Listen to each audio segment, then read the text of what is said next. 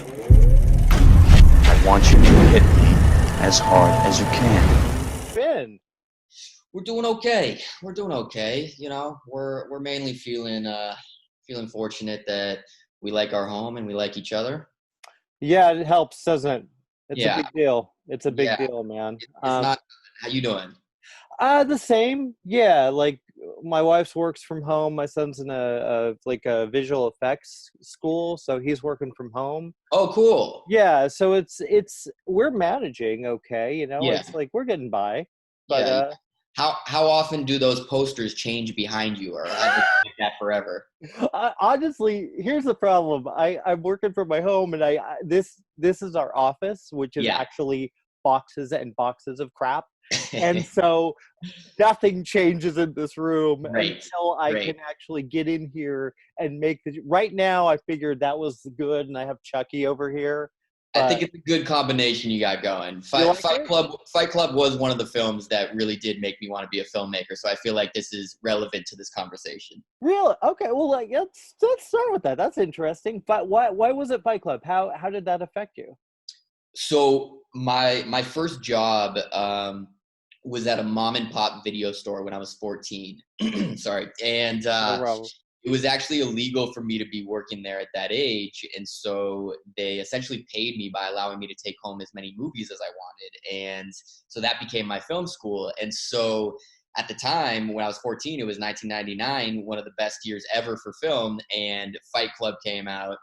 And I remember just going home and watching that. And after that ending, I was just like, holy shit.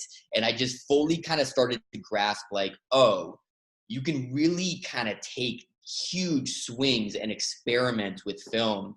And so it was Fight Club in the same year, you know, being John Malkovich, all these seminal films, Blair Witch, Mm-hmm. American Beauty, American Pie, Notting Hill, all of them came out in 99 when I was working at this video store. Wow. Well, I had the same experience, by the way. I exact same with the video store. I worked Really? there just so I could return a movie. Amazing.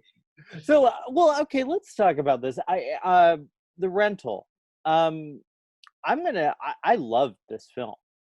And Thanks. I'm not gonna, I wouldn't just kiss your ass and say I loved it if I didn't.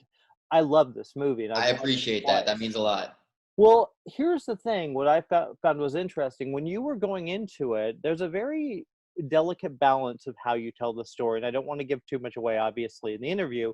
But Mhm. what was your thought process when writing this script and kind of creating this atmosphere, but kind of creating almost two different stories a little bit? Yeah, so I co-wrote the script with Joe Swanberg, who is, you know, his main strengths lie in character and relationships. And so our goal from the beginning was, let's write a tense relationship drama where the interpersonal issues between the characters are just as thrilling as the fact that, you know, there's a psycho lurking in the shadows. And so yeah, it's more than just a horror movie that relies on jump scares. It really, at its core, it is about these characters, and we use the horror elements to kind of just sprinkle on top to help accentuate all the issues that they're going through. Yeah, you don't go through there are no real jump scares like the loud blasts of music. Hmm. You avoided that very, very well, very easily. And I think that's partially to do because of that. Was that difficult to, did you have kind of an idea saying, okay, well, at 20 minutes, we need to do this. At 40 minutes, we need to do this. Did you have any of that in your head when writing or shooting? Right. I mean, if anything, you know, the first chunk of the movie, there's nothing overtly very scary going on, Mm. but we set these undertones, these creepy undertones that linger from the opening shot. But we were very conscious to at least add these like voyeuristic moments and spread those out enough to remind the audience, like, oh, maybe these people aren't alone. Maybe they're, you know, they are obviously going through stuff in their relationships, but maybe there's an external force happening as well. And so that was an intentional decision. And then when everything starts going crazy, I'm trying to. It's difficult to talk about this movie because I don't want to give anything I away. know. But it's like, you know, when the relationships start falling apart, that that coincides with the characters finding themselves in more precarious situations Yeah. and finding themselves in more physical danger as well. So that was a choice, in addition to everything I just said. Yeah. So well, okay. Let's talk about this because I feel like you're right. It's hard to talk about this movie. I've even like you know, friends of mine. I'm like, oh my god, you got to see this movie. Well, what's it about? It's a drama about people and bad shit happens. That's what I've been saying. But it's also how did it, obviously Airbnbs have become a huge thing. This idea Mhm. of just going to someone's strange house. What inspired you to write this and tell this story? Yes, so I was inspired by my own paranoia about the concept of home sharing and just thinking about how the country is as divided as it's ever been and no one trusts each other, yet we trust staying in the home of a stranger simply because of a few positive reviews online. And, you know, while we were filming the movie, there were articles coming out every week about these homeowners who have hidden cameras in their places. And it's all very scary, but at the same time, I still use Airbnb, and I was actually staying in an Airbnb while filming this movie, and I think there's just this disconnect where we are all aware of the risks of staying in a stranger's home, but we never think anything bad will actually happen to us. Yeah. And so I was just trying to explore that mentality and why we do subject ourselves to this. Well, there's also a very realistic tone to this. This doesn't you don't go hyper stylized. You go, Mhm. this is vicious. This Yeah. is fucking excuse that. It's fucking vicious. And it also feels very realistic. Like Mhm. was it always the intention to keep it grounded and keep the scares Yeah. scary? Yeah, so I love horror movies, which is part of the reason I wanted to make this. But the scariest ones to me are the ones that you watch and think, oh, that could actually happen to me. Yeah. And what I've heard from a lot of people who have watched the film is, you know, they just everyone starts thinking about and reflecting on every rental home they've ever stayed in, wondering if someone was watching. And I hope that the movie does have a lingering effect where it does stay with you. And, you know, anytime you do stay in a rental home in the future, maybe you'll think about this film. And for me, you know, my levels of paranoia since filming this movie have reached their peak where, you know, when I stay in a rental home now, I'm not thinking, are there cameras here? I'm more thinking, I know there are cameras here. It's just whether or not I'm going to find them. And I'm going to go searching for them too. See, that's the thing, and I think that's why we actually have a Airbnb that we're rent out. Which Paul, please cut that out of the interview if you can. But it's so I get the paranoia, and I get Mhm. that. I think and you're right. It's a weird time. Now you mentioned you love horror. That the horror is, but you know you come from a vast whether it's doing these wonderful comedies. You're an amazing comedian. You're a really funny guy. Thanks, man. You do you're an incredible dramatic actor. And now you're doing why horror as a first to direct? Why that? Yeah, And a so comedy. I think most people do know me from the comedies I've acted in, and everyone's surprised that my directorial debut is a horror film. But as a viewer, there's nothing I love more than a smart genre film. You know, a film that takes the scares seriously, but also prioritizes everything else: the acting, the visuals, the music, the production design, and just approaches it from a more just tasteful, elevated, smart point of view. And Mhm. it makes me think about this young group of genre filmmakers who are doing it best. People like Ari Aster, David Robert Mitchell, Jordan Peele, Amy Simons, Sean Durkin, who was a producer on our film. Mm. And they all approach their films in a more kind of nuanced atmospheric way, as opposed to just relying too heavily on jump scares. And I think there is a general stigma against horror films where I think a lot of people kind of look down on them and just write them off as being schlocky and cheap. But the truth is, you know, the directors that I just mentioned, like their films have as much merit as any of the heavy dramas that are normally recognized during award season. 100%. Well, I think ever since I look back at the Babadook as the one that Yeah. kind of ushered in this kind of, Yep. yeah, there's been so many great horror films lately. So many that are beautifully shot, Yeah. beautifully And done. and like all those films and the Babadook included, it's at their core, it's about the characters. Yeah.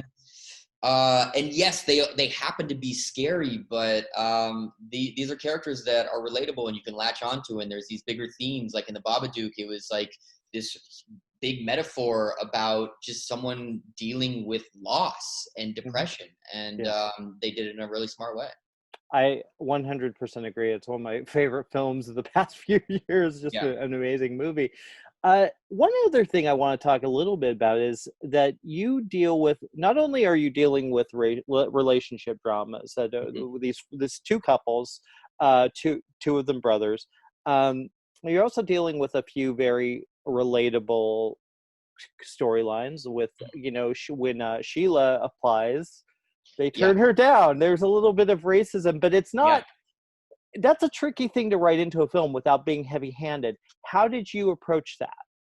Yeah, it's not what the film is about, but it is. I felt like it was important to include. So the kind of racial elements were based on friends of mine who have experienced racial profiling when trying to rent one of these homes on a home sharing app, and we use it in the film in a way to create immediate tension between one of the renters who is of Iranian descent and the homeowner who is white. And it's a moment in the movie where everyone else in the scene feels uncomfortable because they are forced to recognize that their friend, played by Sheila Vand, likely experienced racial profiling, and they can't ignore that anymore. Yeah. So that's something that does feel very relevant to what's going on today. Well, it's honestly, you've written these amazing characters for, and these, all these actors, all four of them are Yeah. so top notch. Was it easy to figure out, okay, we need Alison, we need Dan? Was that easy for you?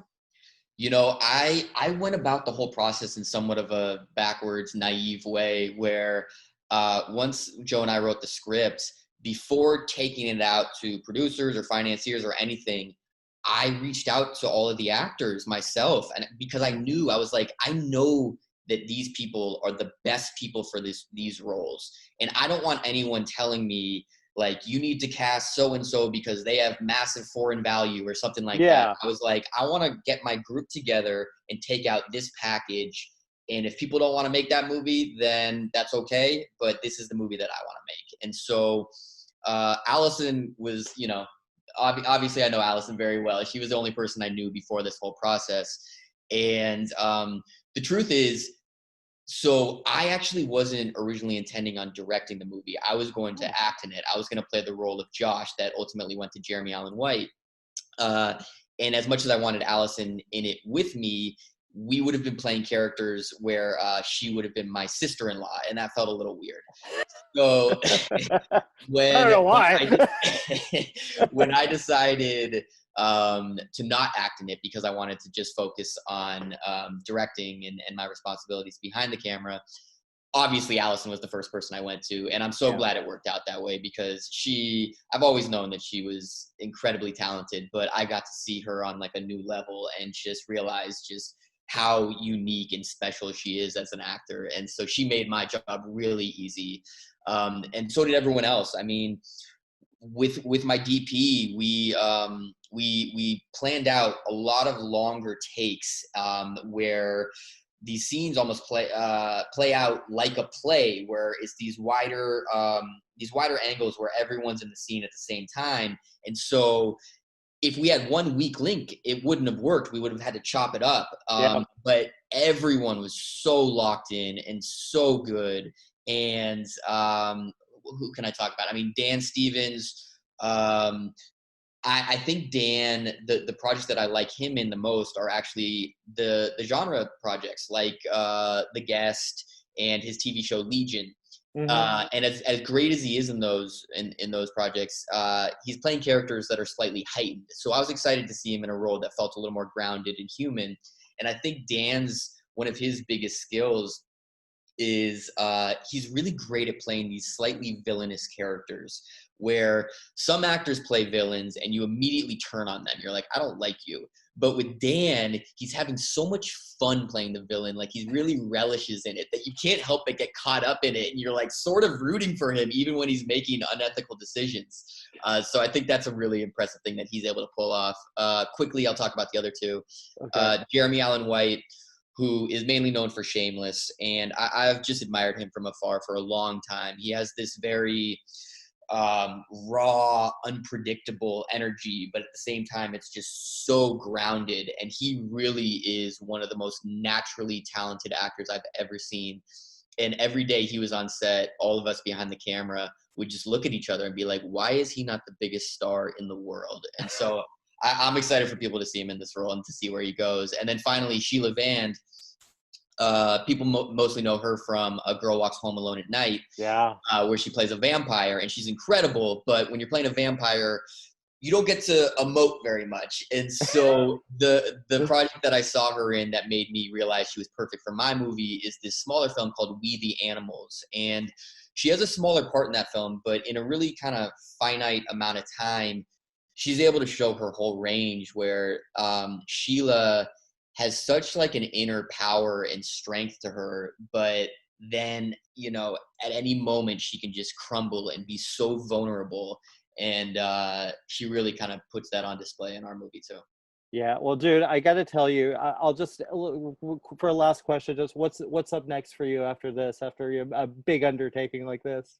Yeah, so I do have a pretty strong idea of what I would want to do for the sequel if I got the chance to do that.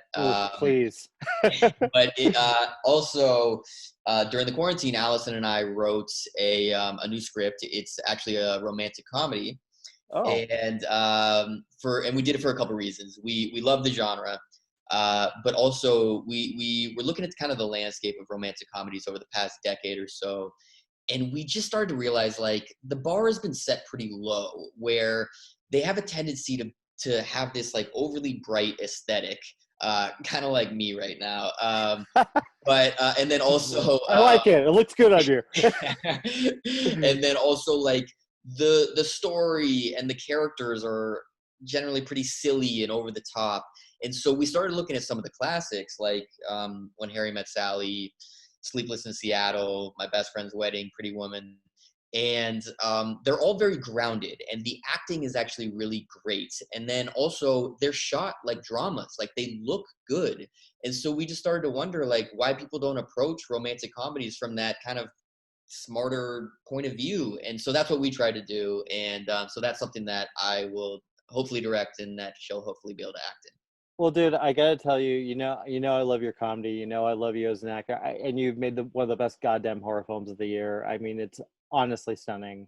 That means a lot, man. That really does. And you're one of my favorite people to talk to. I mean, honestly, you're just a pleasure every time. I was about to say we've talked a lot over the years, and it's always nice to see your face. Yeah, it is, and especially in these crazy times, it's you put a smile on my face, my friend. Awesome, man. Back at you. All right, buddy. Congratulations. Right. And thank you. Cheers. Congrats. Hope to talk soon. Cool. Bye. Bye, buddy.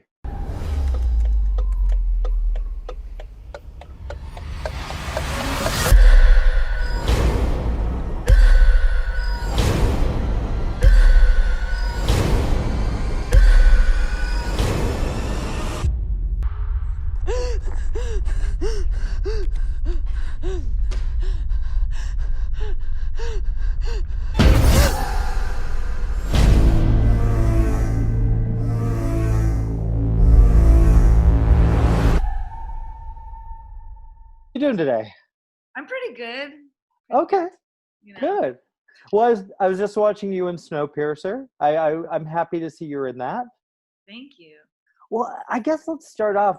Let's just jump right in. So, you know, it seems like for you, after The Girl who walked home, I can never get that name right. I'm sorry. The girl who Girl walks home alone at night. the girl walks home alone at night. How much did that change your path in your career?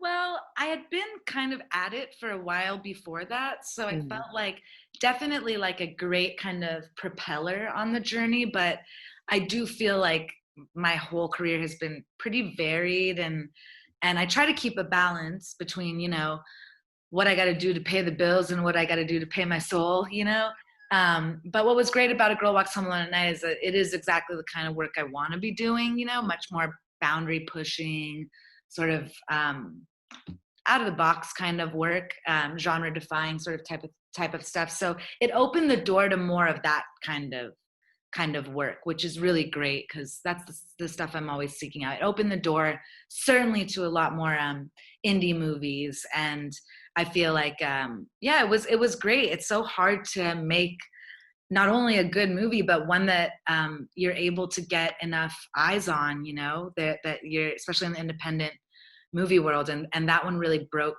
kind of its own ceiling, and it's amazing. It's wonderful. Yeah, it really did. I mean, it's such a beautiful film too. But Yeah. and now, well, okay, you talk about movies that matter and movies that independent films can take on serious subjects. The Rental. Let's get into The Rental. Wow. I mean, it's an interesting film because for the first half, it's almost just the horror aspect is really just the infighting between these four people. And Right. I really like that. And that really resonated with me, and the kind of reality of what could happen. That could happen. Everything that in that movie could happen. How did you get involved, and what was your influence to take for this character? Yeah, I mean, what you mentioned is one of the things that drew me towards it, which was the fact that it kind of subverts two different genres. It's almost like a relationship drama and a horror movie that meet somewhere in a screwed up place in the middle. And like you said, it tricks you a bit. At first, it seems like it's one type of movie, and then it becomes another. And I like how the horror begins in these very real, kind of human ways that trust starts to sort of fray between these two couples. Trust starts to break down, and also other little things happen that get under their skin, and like you said, they're all things that could happen in real life. They're not fantastical. And for the first 2/3 of the movie, they're very just human and Mhm. interpersonal.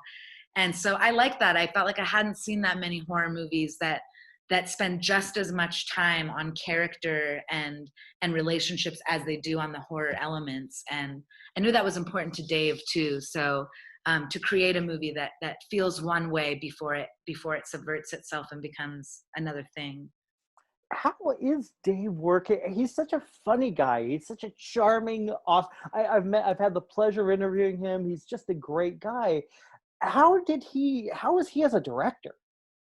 He's so amazing as a director, and I have to say he's like such a natural. I can't wait to see him do more of this, and I know that Mm. this is just the beginning of the journey for him, because I work with a lot of first-time filmmakers. Actually, it's something that's important to me, to support emerging talent and people who are just beginning in their journey, and I also feel like first-time filmmakers take more risks sometimes. Yeah.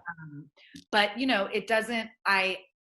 Dave is one of the most like well prepared, meticulously like thought through directors I've ever worked with, where just he had an answer to every question. He had spent, I think he went up to Bandon, Oregon, where we shot like 6 weeks in advance or something, just to like figure everything out Oh, and wow. just to be ahead of the game. And it felt every day on set like he had razor sharp focus. He was like ready to roll, never wasted a beat. Like he was just kind of like on point all the time. And it made me feel comforted. It made me feel like I was taken care of. Like he is on top of it.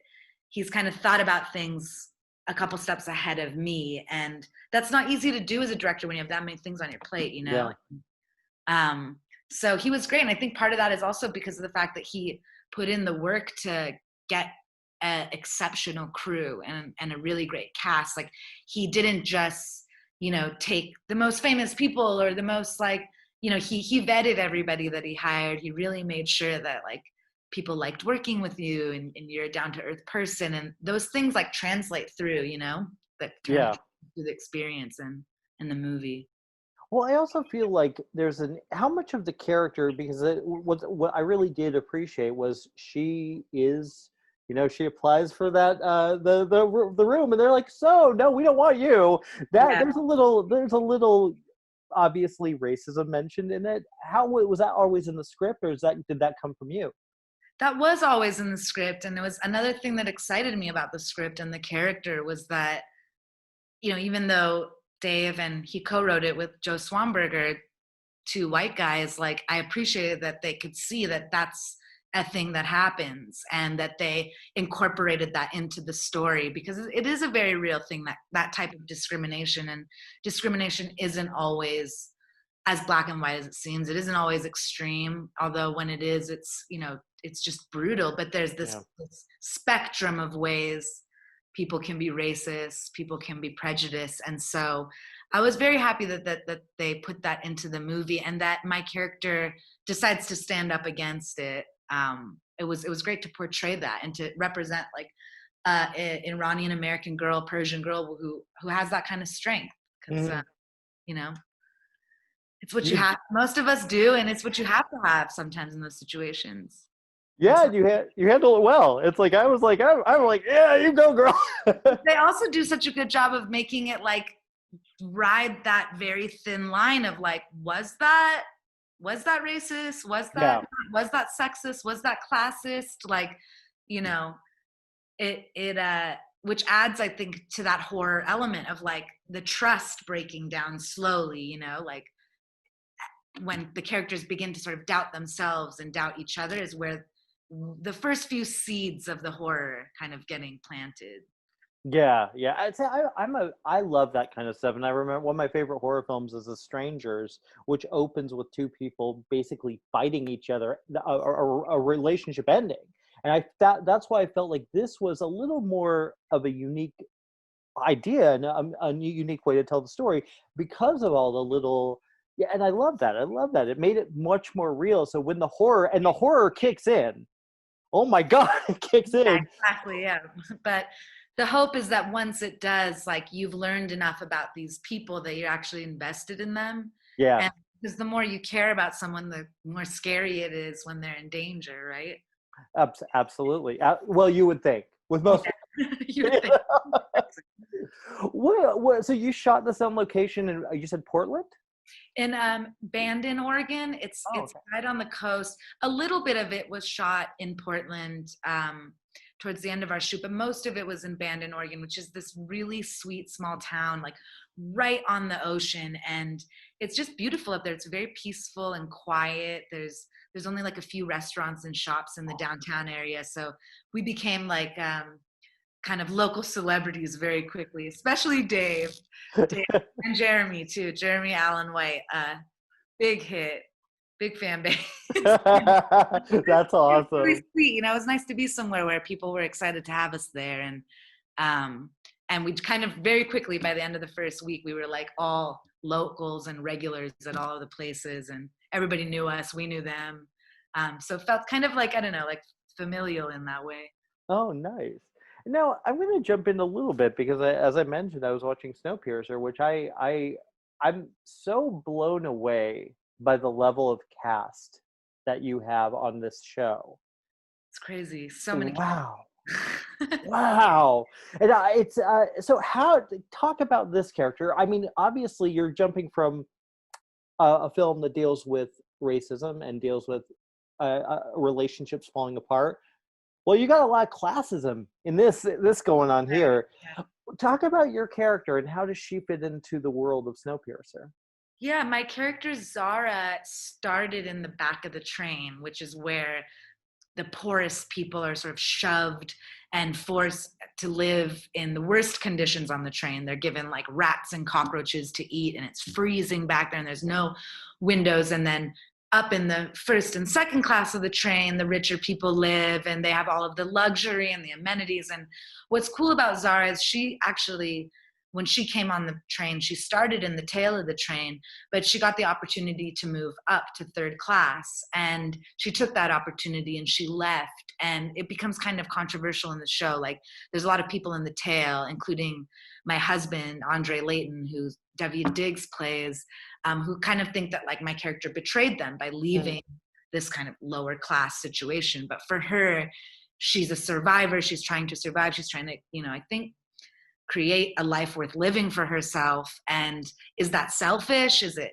is it selfish to move up in the world, to move up through social class and leave behind, your past? And so it explores this kind of moral gray that I'm always really interested in, where it's like, did Zara do the right thing or not? And to me, it's shows that a character is complicated when they're not perfect.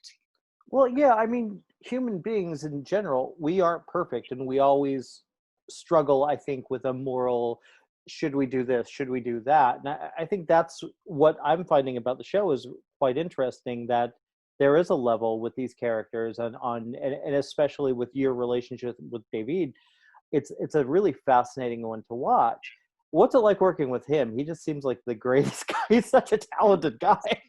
He is the greatest. He is just such a force to be reckoned with as far as talent goes, but also such a wonderful human and a warm, open soul, and just so down to earth. And it's great to have, because he is certainly the leading male and one of the biggest characters. So oftentimes, like, the person kind of at the top of the call sheet, the top of the cast list, sets the tone for the whole show. And David, he's such a supportive castmate. He's there, like, I just feel like he's a really great leader, a good person kind of leading the charge. And it's fun because we get some emotional stuff in our scenes, since we play this, kind of ex-husband and wife. We have relationship drama, and a lot of the rest of the show is action and politics. And we're one of the few characters where you get some of the more kind of like human stuff.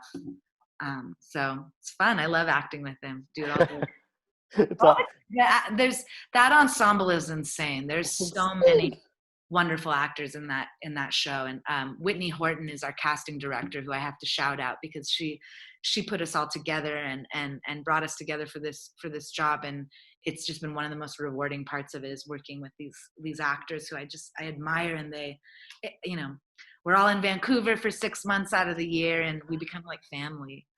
That's kind of nice. That's a good escape, right?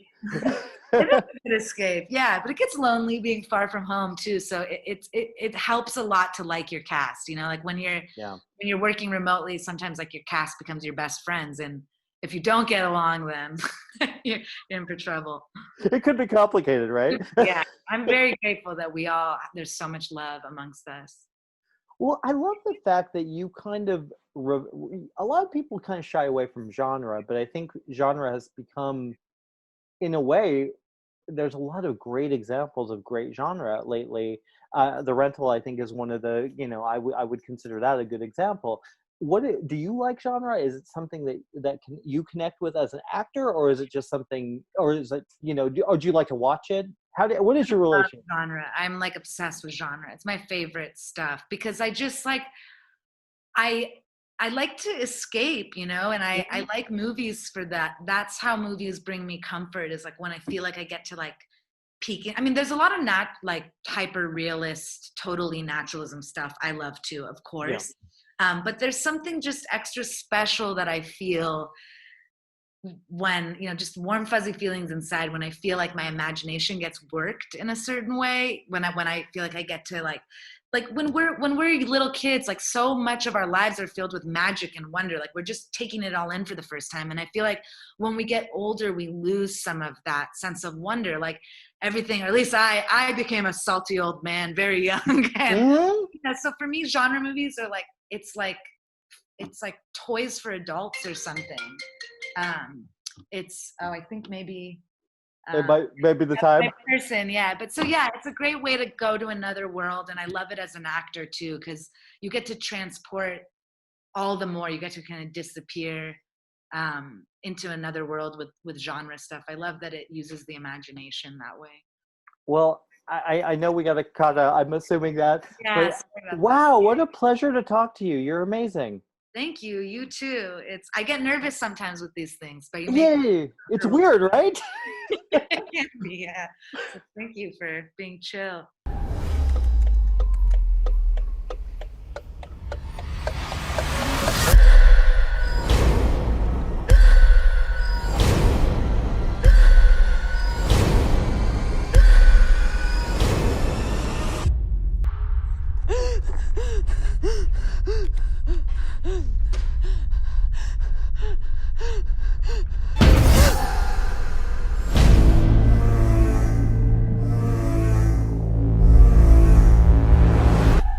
Dude, Hello, sir. I'm doing well. How are you? I am okay. I'm hanging in there. It's an interesting week, interesting time, Yeah, absolutely. a little bit. First of all, dude, I gotta tell you, man. I've been watching your career for a while. I've seen your work in Shameless, which is just Oh, yeah. astounding, man. Oh, Seriously, that's very kind of you to say. Thank you. no problem. Here's the thing: horror has never seemed to be your genre. What happened? How did you get involved in the rental? Yeah, I think I've always been a fan of horror as a genre, as an audience member. But yeah, you're right. I never did it myself, and I think it was just it was the talent that was kind of surrounding the project. I was a fan of Dave Franco's who wrote it, fan of Joe Swanberg's who wrote it with Dave. They had already cast Alison. Brie was obviously already involved, and I was a fan of hers. Dan Stevens, even behind the camera as well. Christian Springer is our DP. I'm a big fan of his. So I was just really impressed with kind of the talent that Dave had collected, and I thought, if I'm gonna do a movie like this, why not surround myself with all these folks that I admire and I can probably learn something from. Well, here's what, I watch a lot of horror. I grew up on horror, and I've always, you always see the tropes. There's something really different about this film, and the fact that this is a character drama for a good portion of the movie. Sure. Yeah. I mean, I think that was our approach.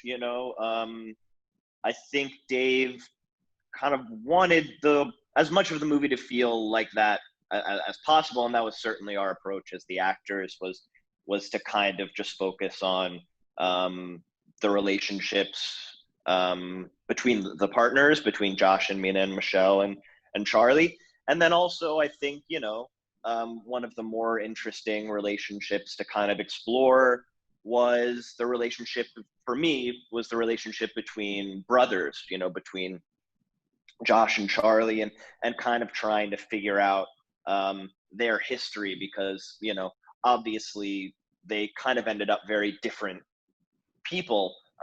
So it was kind of fun to try and come up with their background and narrative and how that fit in with everything, Well, what did you come up with? Because I think Josh is such an interesting character because he's a very realistic character. There's a lot of guys like him, a lot. Sure. Yeah. I mean, I think what attracted me to Josh was he was just so kind of tragic, almost like to a point of like hilarity. When you meet him, he's already kind of had it so rough. Like, yeah. I really feel like he's a well-meaning guy who has a temper, and he's just like a bit of a screw up. You know what I mean? That's what he's like. And then he's met this girl who seems to be really interested in him, Mina, who's just like smart and beautiful and capable. And so at the beginning of the movie, I was kind of rooting for him, like, oh man, here it is. Here's his chance. Like, maybe things will be okay.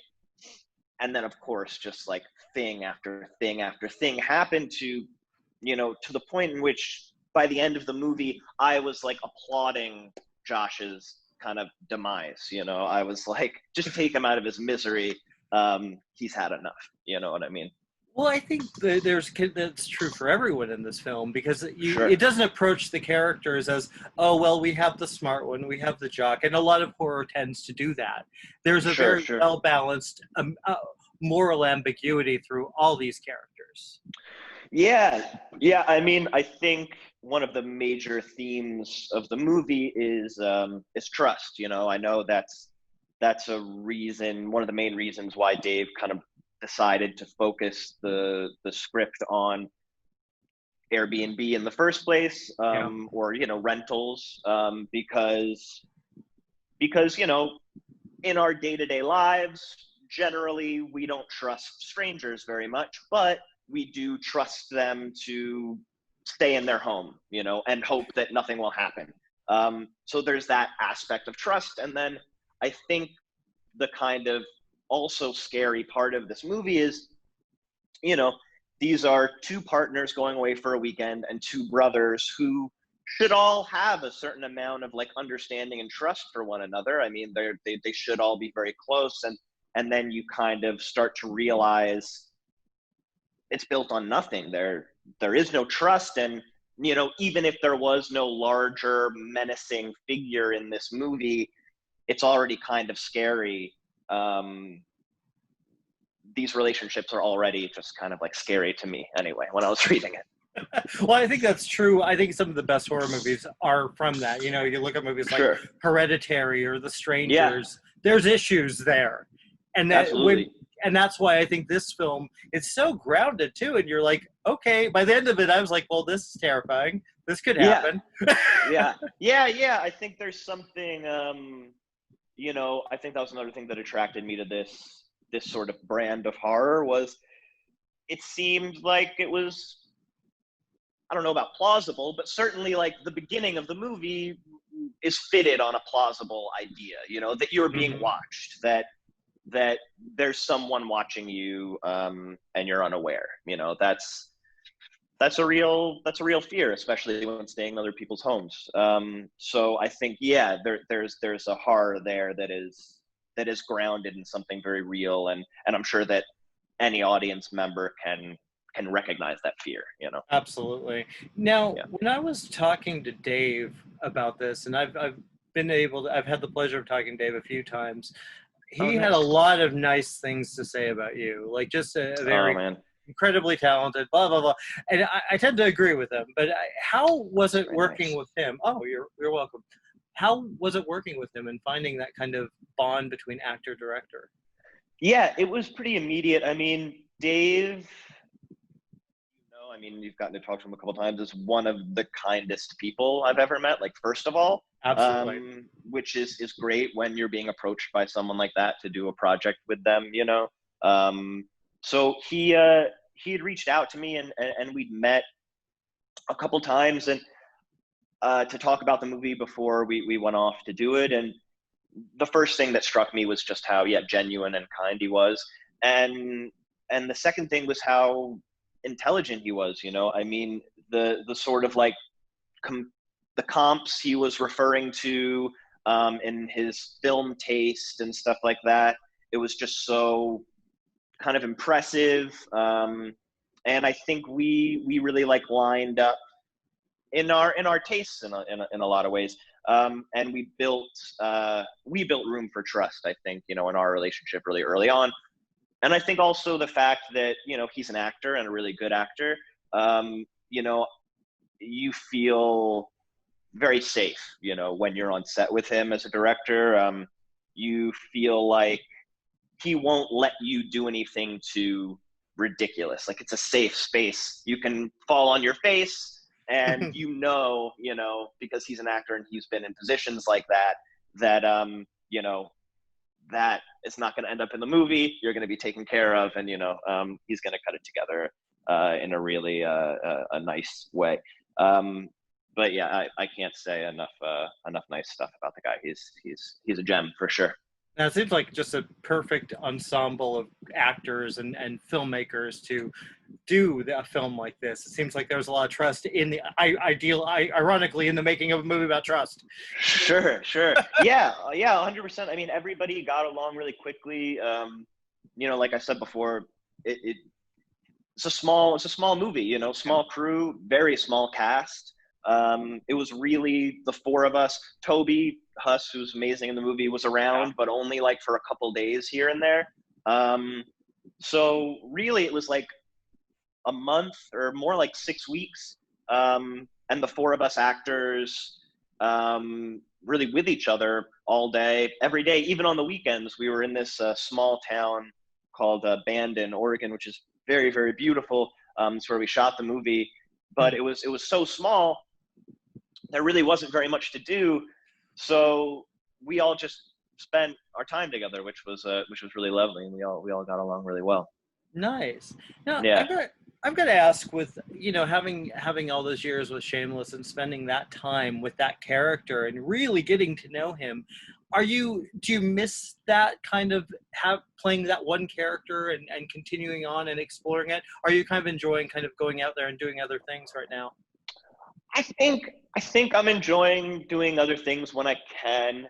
But I'm certainly a little, we're supposed to do one more season of Shameless, and so it's going to be interesting to finally, I think, really say goodbye. Yeah. I'm obviously very fond of the character, and I just feel like it's really interesting how I've just been doing it for so long. Our lives parallel one another. You know what I mean? I grow with the character and change with the character. So it will be strange. I as like silly and actory as it sounds, I think when I do say goodbye to the show and to the character, it will be kind of like saying goodbye to a very small part of myself, and I think that'll be kind of sad and scary, but also exciting to obviously explore some other stuff. Is there some where you'd like to see the show go, at least with your character? Is there some place that you don't have to say, obviously, but is there somewhere you'd like to go with it? Yeah, I mean, I've always wanted Lip to stay in the South Side, Mm-hmm. And there were times when it seemed like he was going to get out, and I think I'm speaking selfishly. I think he was going to get out and do very well for himself and make some money or go to school. And so I think I'm being selfish and saying I want to keep Lip on the South Side. But, he's gotten really involved in going to in AA and sponsoring some younger kids and stuff like that.